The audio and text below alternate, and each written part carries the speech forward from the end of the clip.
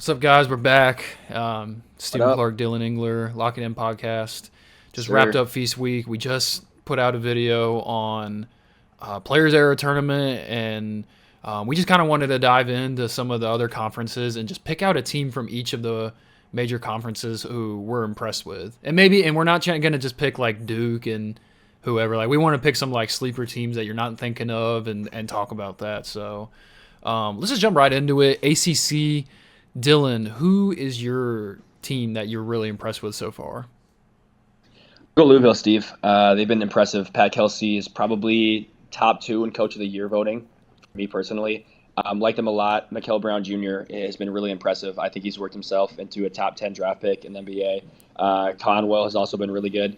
McNeely, always a bucket, man. It's so much fun watching him because he can really shoot the ball. And you kind of need that. Like we've talked about before, Louisville has a star freshman, they have star transfers, and they have star returners. That's a recipe for success. So I'll go Louisville.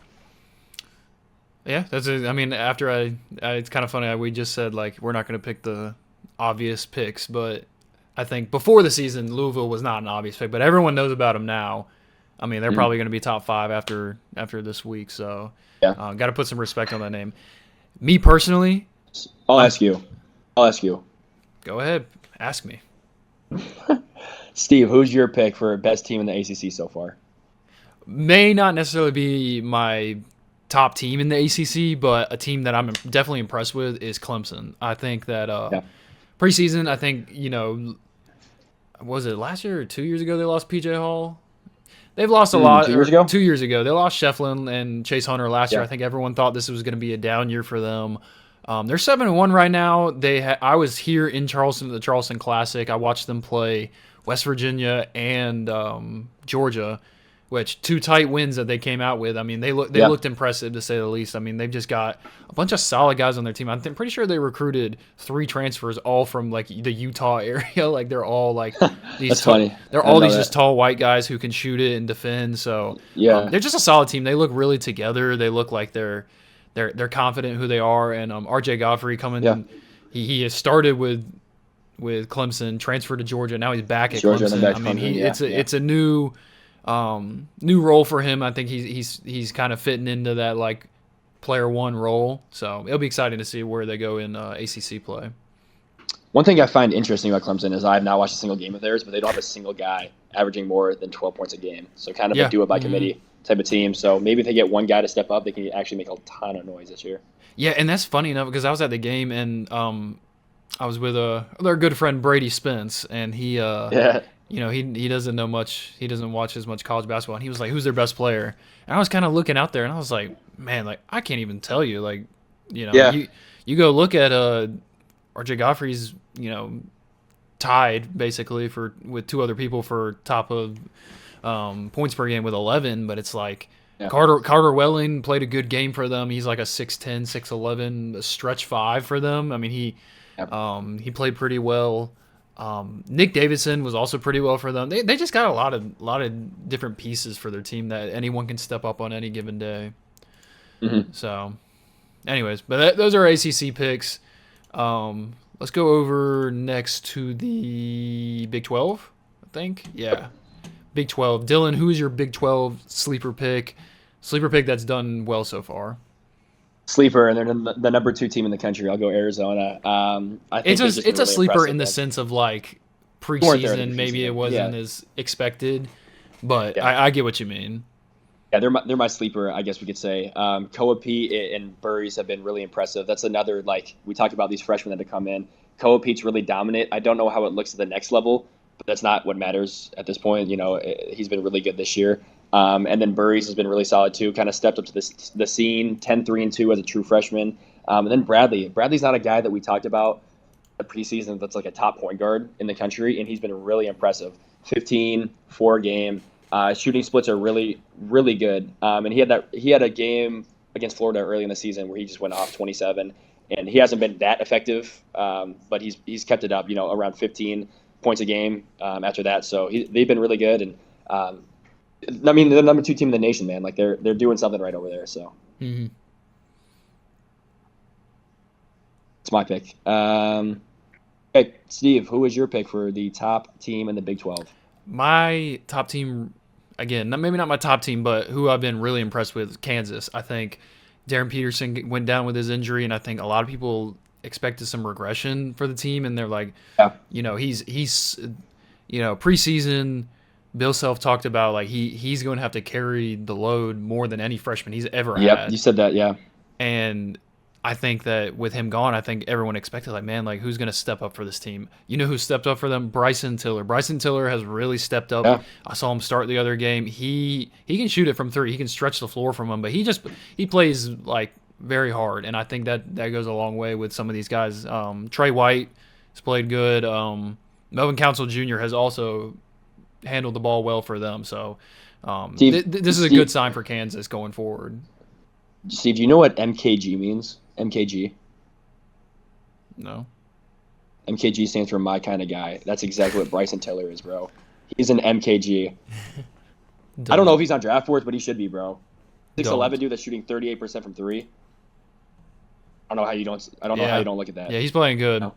One thing I didn't know about him too is that they said he was a redshirt freshman. I was like, no, he wasn't here last year, but apparently he came mid-season last year and got half of a season like working out with the staff and getting involved with the team. So I think that's something that you can see that like has definitely paid dividends to him so far, is that he got in early.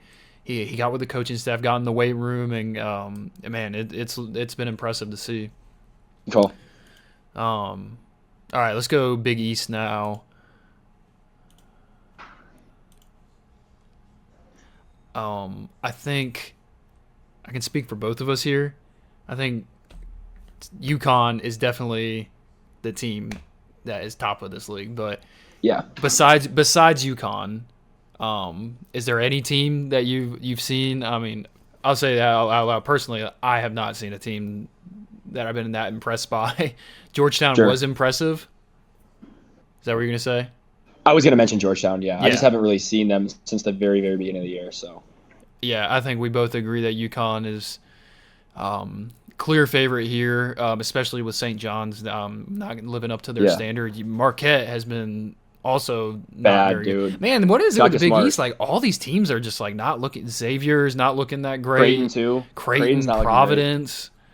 Oh man. Villanova, their only loss was that season opener against BYU. They're 5-1 right now. They've been solid. They've been solid. Don't know who they played, but bad teams. Bad team. Yeah, they got at Michigan coming up on the 9th, so that'll be a good matchup. That was what I was gonna say about Kansas too. They've got UConn coming up on the 2nd. That'll be a great game to see. So yeah, no, UConn also a couple of things. Like they also have that do it by committee thing where they have 4 guys averaging 12 points or more. It's just something you love to see, man. You can get it from any guy on any given night. You love to see that.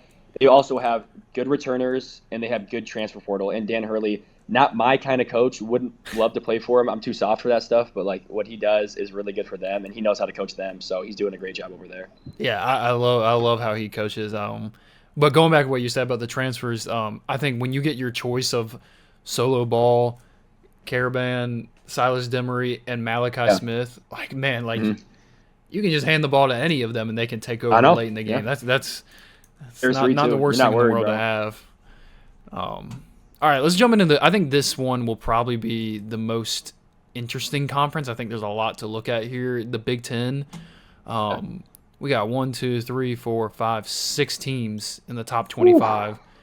Not even to mention you got USC, who's not ranked, who's 7-0 and just won the Maui. So I'll go straight into it, Dylan. That's my pick in the Big Ten, who I think is exceeding their standard, is the USC Trojans. They won the Maui Invitational. Chad Baker-Mazara has kind of really stepped into that role of like leading the team, and he's averaging 20 points a game. I think we all were questioning. I don't know. I don't know how you thought about it. I was definitely questioning his choice of where he would transfer to. For sure. I think I definitely didn't see him as a,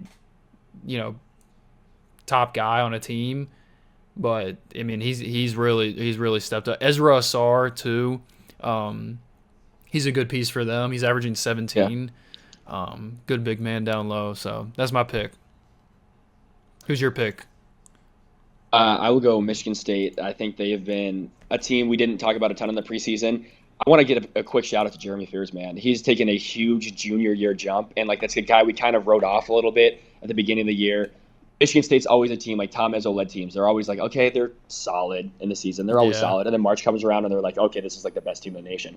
Well, it's starting to look like this team is a top 10 team right now. So I'm really scared for what Michigan State's going to look like in March. But Jeremy Fears has been really good. Also shooting the ball really efficiently too. 43% from the field, 44% from three, 91% from the free throw line. Something you love to see out of the point guard position. And like a lot of times, I'll be watching a Michigan State game, and I just see like the relationship that Izzo and Fears have is like that's really special, man. I love a really good point guard and coach relationship, and they have a really really solid one. So, it's been really impressive for me. I think we'd be remiss if we didn't mention Iowa either. 7-0 right now. They're playing very well. I think, you know, Ben McCollum coming over from Drake. I mean, we expected this. We expected him to come in and he's a winner. Be He's a winner, dude. team right away. Bennett Search is averaging 19 on 50, 45, 85 splits. Yeah. Like he's unreal. I mean, he'll be first team All Big Ten easily. But they got a matchup against Michigan State on the second. That's going to be a great game. I'm going to love to see the defense of Michigan State up against Iowa's offense. So that'll be a good one. But all right, let's jump over to what's after the Big Ten. SEC. SEC. Yeah, let's go right into it. Dylan, who is your SEC team? Who's playing good ball right now? My pick is Vanderbilt. Surprise, surprise. They have probably the most exciting offense in the entire nation, which who would have ever guessed that coming into the season? They're averaging 98 points a game, man. And they're doing it on efficient splits. They play fast. They play hard. They beat a St. Mary's team 96-71. And if you remember last week, I was saying how impressed I am with St. Mary's, and they've always been a really solid defensive team. I don't think I've ever seen anybody score 96 points on a Randy Bennett-led St. Mary's team, and they've done it in, like I said, a really just efficient fashion. Duke Miles getting 19 points a game. You got Nickel getting 14, Tanner getting 15. Like they just got dudes that have been hooping and shooting the ball well, and they play solid defense. If you have one of the best offenses in the nation and you have a solid defense, that's a recipe for a lot of wins, man, and that's what they're doing. Yeah. My team right now, I'm changing my mind. Last second pivot. I'm going to Georgia. I liked Georgia playing. I watched them in the Charleston Classic. They handled business against Xavier. Overtime loss to Clemson. I like this team. I like how they've been playing. Jeremiah Wilkinson has been shooting the ball not up to his standard, but I mean 16 points per game. He's at 29 from three. Transfer over from Cal from last season. I think that he's definitely an interesting player to look at. Blue Kane, a guy we know, he's there. He is in his third year. I don't necessarily think he's really playing his best ball either right now. I mean, he definitely is taking up a step up in stats wise. Like he's gone from 7 points, 9 points up to 15 points now. But I think there's so much more room for him to grow. I think there's another level for Blue Kane to get to. Love it.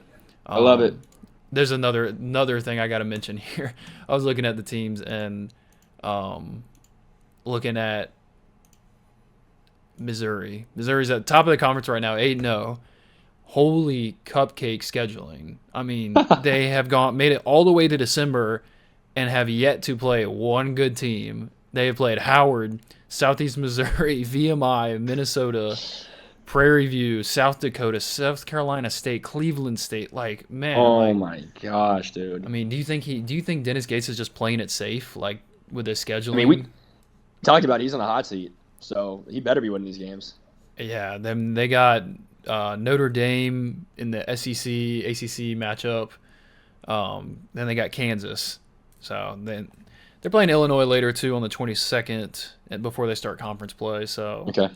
I think we'll see what they're made of against these next two games against Notre Dame and Kansas. I definitely think it'll be a good matchup. So all right. Well, that's all we got. Leave some comments down below what y'all think of our takes. Leave down some teams who you think we're missing, we're skipping over.